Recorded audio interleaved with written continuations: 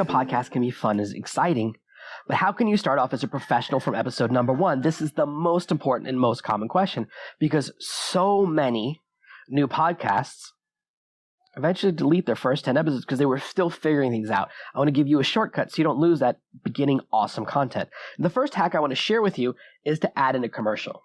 You might say, I don't have a sponsor. How am I going to get a commercial? Now, most of the podcasts I listen to, they have commercials that I would never run. They're all advertising the same underwear, the same mattresses, or the same marital aids. And those are things that don't relate to what I'm talking about.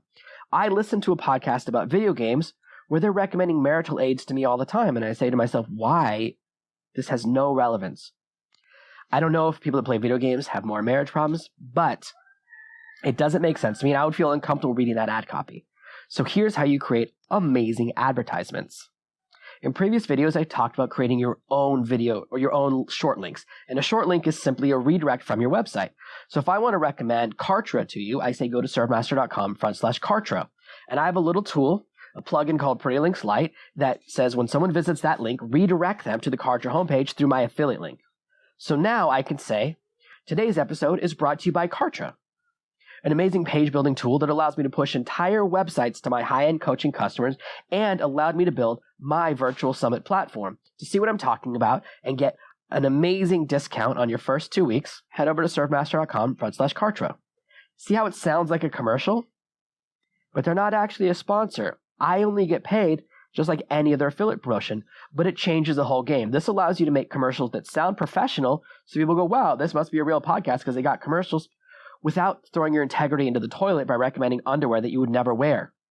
This allows me to establish I'm a pretty solid podcast. And in fact, if you listen to Serving to Master episode 001, there's a commercial right after the introduction. And now you know how I put that in place. Now, I don't like to have a lot of commercials on every episode, so I just have one near the beginning. Everyone knows it's coming. They can hit that forward 30 seconds to skip over it. But because they know it's there, I've established that presence. The second tip, well, that's to record in batches. A common mistake that a lot of podcasters make is to record on Tuesday, publish on Wednesday. Well, what happens if one of your kids is sick on Tuesday? Now your episode is delayed. I went through a major problem a couple of years ago. My podcast basically didn't have a new episode for almost 3 whole years. I have a medical problem in my eyes. If you look at them, you can notice there's some weird stuff going on up there. It is what it is, and I'm not afraid to show it on camera because it's reality. Everyone who reads my books, follows my blog, or watches my videos or listens to my podcast has probably heard me talk about it. I went through a phase where I thought I was going completely blind. And you would think, oh, that means you're going to focus on your podcast more. Unfortunately, it went in the other direction. I had to switch to dictating everything. Every single book, blog post, email. I had to dictate them all and then get them transcribed and cleaned up. And that became how I did all of my written content. And that meant my voice was too tired when it was time to record my podcast. At the time, I was a machine. I was doing 5 episodes a week, and I was about a month ahead of schedule. So I had a buffer of about 20 episodes, and I got sick, and we ran through that buffer, and then I actually got better again for a little while and did another 10 or 20 episodes, and then I just couldn't keep up with it. When we relaunched the podcast in 2020, it was right during the quarantine time, and so I sat down with my team, and we came up with 52 episode topics, and I recorded all of them over the course of 2 weeks. So then instead of being a month ahead, now I'm 12 months ahead, and that gives me enough buffer for what's going to happen next. And in fact, way before that buffer runs out, with more than 8 months left in the buffer, I reached out to my team and working on it right now, and I said, guys, we need to start planning out future episodes. I need at least 20 episodes for me to record because I want to be recording all the time. This is my favorite way to spend my time. I love being in my garden. I love hanging out with you guys. This is a magical, wonderful time for me. So by recording in batches, it allows you to get your content done way in advance, and it gives you that buffer of breathing room. So if there's a family emergency, you don't go out of business, because the most important thing about a podcast is regularity. I promise you, if you release an episode an hour late or a day late, people notice. One of the podcasts I listened to last week, I was so ready for my episode, and it didn't come out until a day later. And I said, what happened? What happened here? People notice, and it starts to affect their expectation.